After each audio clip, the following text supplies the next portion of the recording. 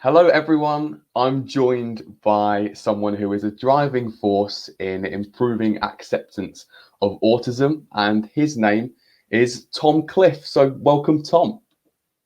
Hi, Matt. Thanks for inviting us along for a chat. No worries. My pleasure. My absolute pleasure. So, I've said a little bit about your mission, but what we really want to know is how you achieve it and the organizations that you work with. So, tell us a little bit about that. So, the first thing is starting the conversation, and hopefully we've done that with a lot of companies already. But it's about people talking about autism, what it means.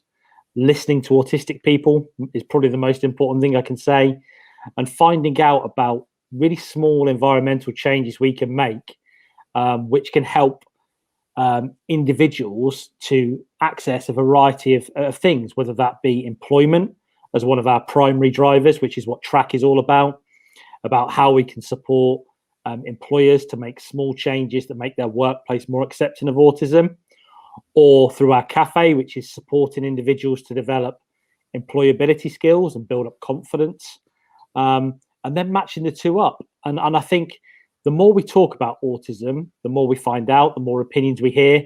One of the key words around autism, spectrum. If you've met one autistic person, you've met one autistic person, as the saying goes. And it's so important to keep listening to people's experiences and then acting on them. So, for example, we've worked with companies from Microsoft across the globe through to small local social enterprises, sole traders. And it's about finding out what are the needs of that individual business, and then how can we match them up with the right individuals who've got those talents. And the idea for us then is that actually, if you get that mix right, it benefits everyone. It's not a nice thing to do to talk about autism. It's a good business decision. And that is really, really important for us, that actually, we're not a charity as such. We're proud to be a social enterprise in the fact that we're addressing the fact that only 16% of autistic adults are in full-time employment. And for me, it makes me angry. It makes me a bit frustrated. But most importantly, businesses are missing out on so many talented individuals who want to work and perhaps just need small changes. So for us, the first step is always about starting that conversation and then developing that to see where it takes us, really. Brilliant. So you mentioned there TRACK and you mentioned the cafe. Talking about specifics, what are the kinds of things and initiatives that you run through the different platforms, whether it's social media or whether it's through the cafe? What are the types of things that you run that enable you to achieve those goals? So one of the benefits of the pandemic, if I can say it that way, has been our ability to host our introduction workshops online, which means we can cover a far bigger geographical area. We can adapt the training to meet individual needs. And those short 60-minute sessions have been fantastic for us to get our message across to employers.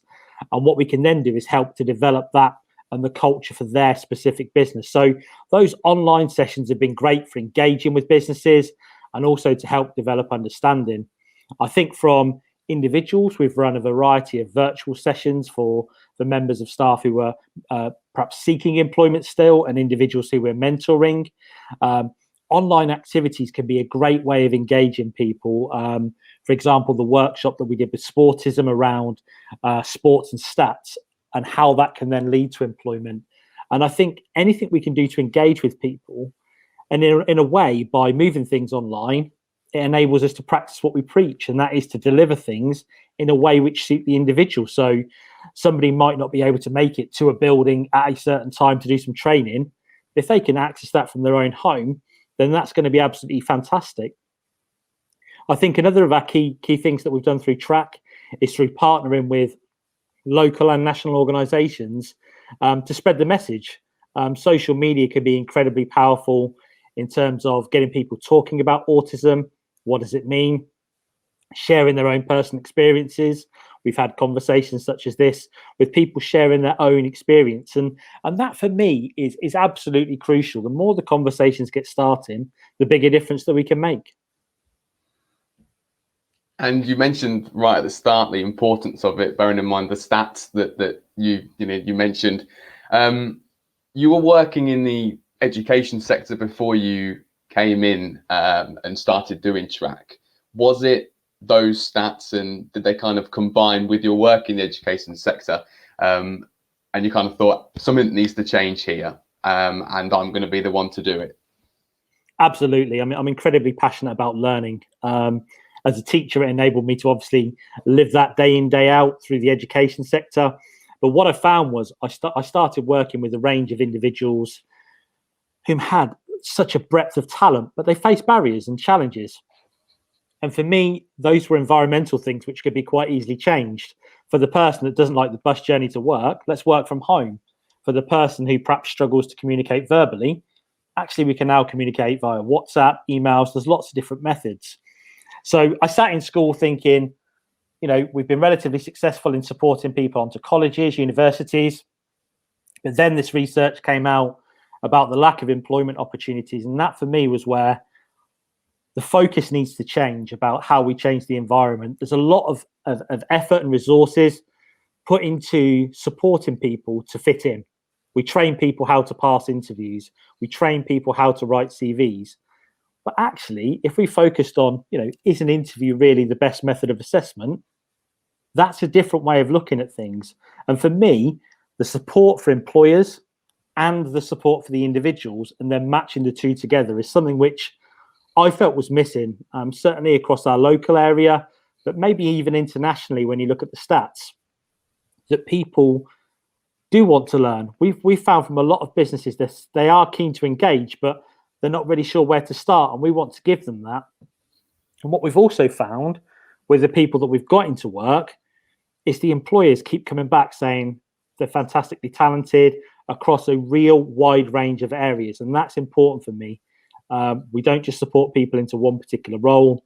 It's about finding out the needs of the individual and then finding a job which suits them, and then thinking, right, how do we allow this person to thrive in the workplace or even in a social situation as well? How do we let that person really fulfill their potential by changing small things around them? So, for example, one person we support into work, he goes in 10 minutes earlier or 5 minutes earlier sometimes, and he has his own workstation, and that's it.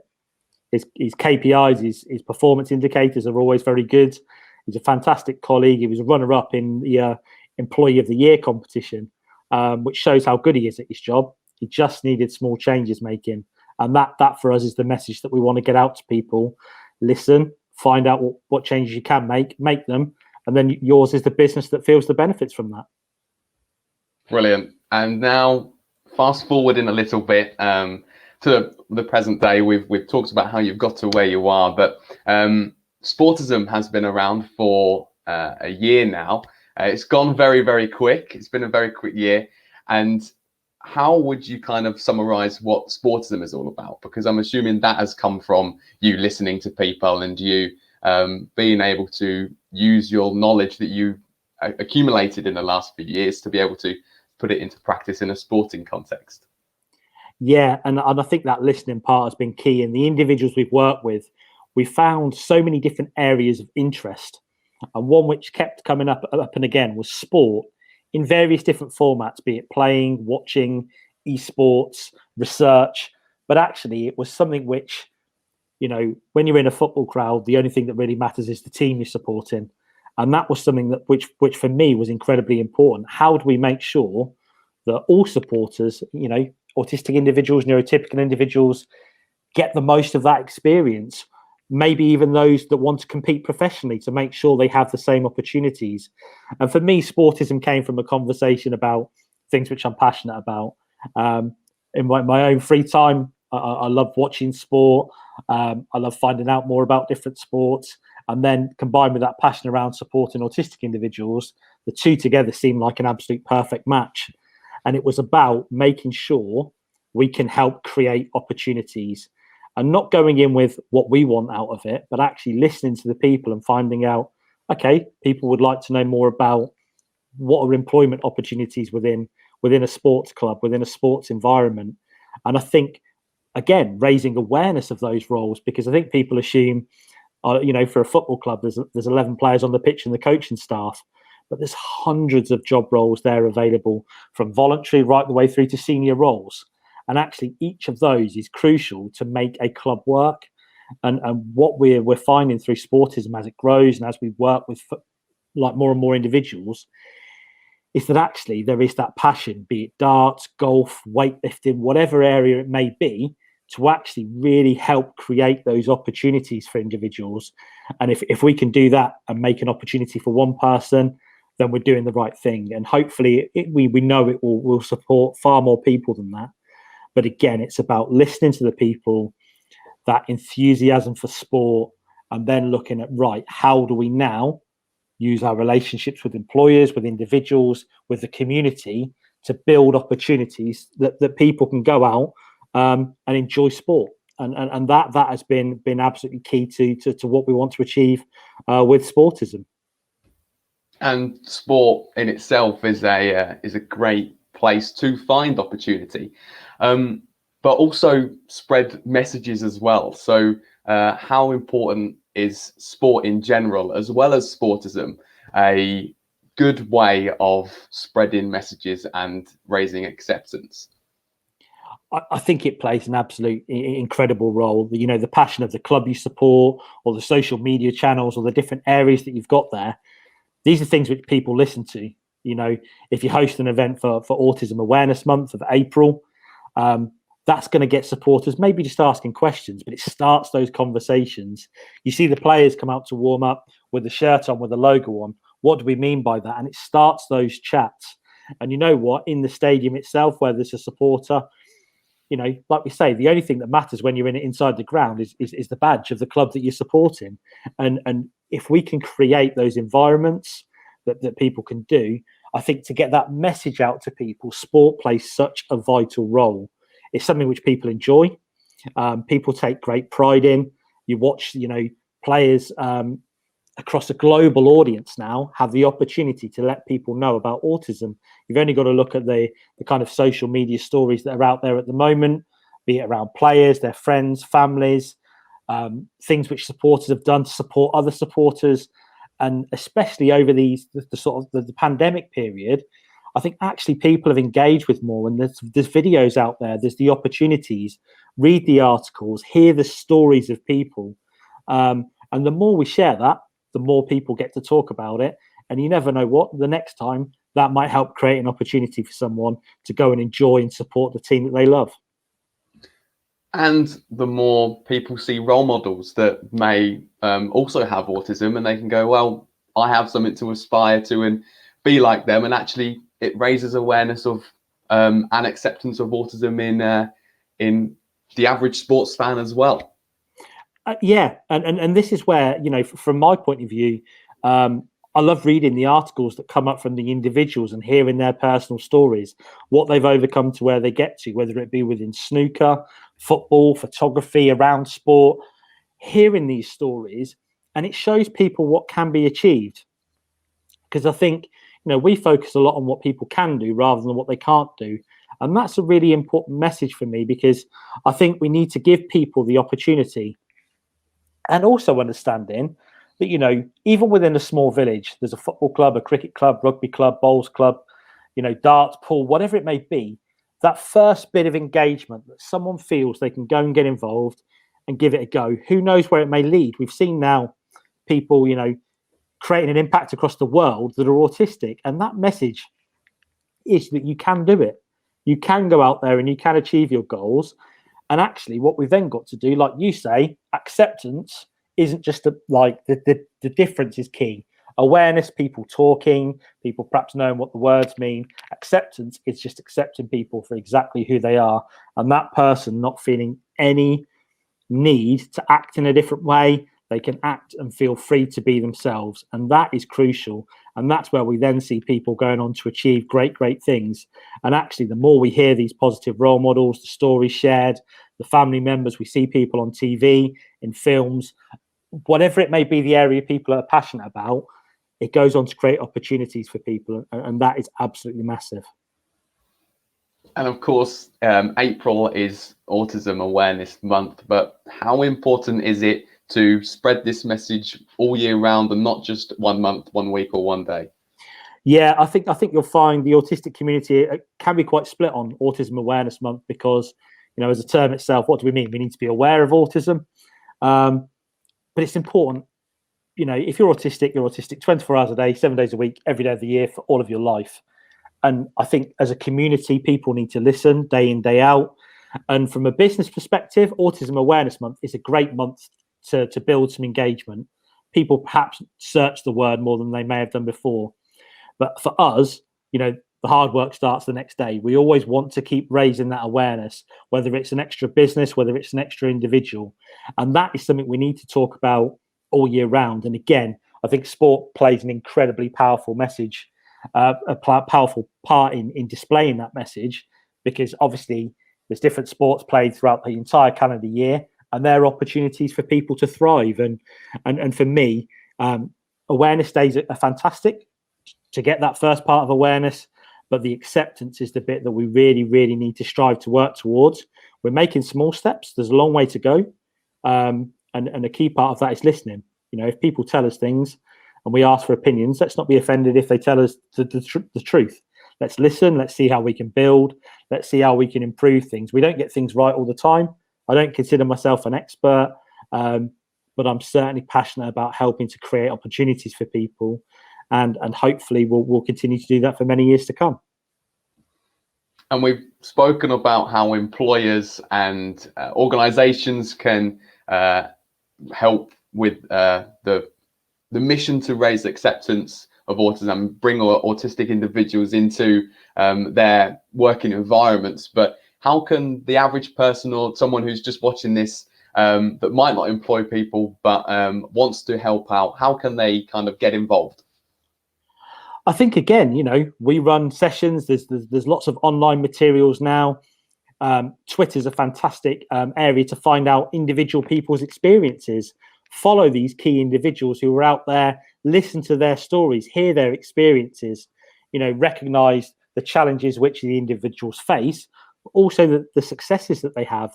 And I think, again, it's asking those questions, and that's where we're open for that. In the cafe, we are a cafe. That's what we do. We sell food and drink. And some people come in and aren't even aware of the links we have to supporting autistic individuals, but they might then ask, what does it mean? And those are the conversations that make a big difference. And what we say when we deliver to an employer, that then hopefully we're not just delivering to maybe 100 employees in a particular workplace. We're hoping they go out and have that conversation with friends, family. They find out, they listen, they read, they take in information. And again, I think online it's important to listen to people's opinions and respect them as that. There may be some opinions you don't agree with from people, but actually to listen to people, go out there. By all means, come and visit our website, the Spautism website. There's lots of information that's there that we can point people in the right direction to. And if not, get in touch, ask us questions. We would love to hear about it. And especially, like you say, those sporting clubs and professionals that have that voice that people listen to. And they are the role models. They are the hubs of communities. And that's how we can then get this message out. We've been fortunate with the support from Northampton Town Football Club. We've hosted autism awareness matches with them. We've had a designated area for supporters. There's features in the programs and those sorts of things. Those short articles of here's some information, go and find out more, are a great way of spreading the message. And finally, to kind of summarize then, what is that key message and the message that you want to leave with people to take away? I think there's a couple of things really. From an employer's point of view, I think there's two key messages. One is small changes to the environment can make a real life-changing difference.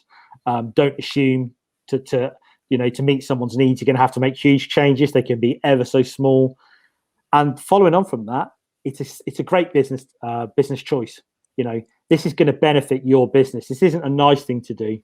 And in terms of the general public, talk about it. Don't hide away from the term autism or autistic. Find out more information. Come and visit our website. Come and visit our cafes. Have those conversations, and actually we can then help spread the word. Listen to people is a key one. Twitter, there's some fantastic accounts on there and threads about people's personal experiences. And that is really crucial for me because, you know, people might come to me and expect me to have the answer for everything. I don't, because I've not met every person in the world. But what we can do is just get you to think about, in a situation, you know, actually you might see someone. There was a really great story in the news this week about an individual who'd had a meltdown. A younger person was lying on the floor, and actually some people walked past and judged. Somebody stopped, lay on the floor, talked, engaged, saw what support could be given, and didn't make a judgment. And that's the kind of society that I think we all want to live in. And, you know, just that little bit of listening to people and acceptance of individuals for who they are can go a really long way. I think a great note to finish on. So thank you very much for your time, Thomas. It's been amazing talking to you, and speak soon. Thank you very much for inviting us.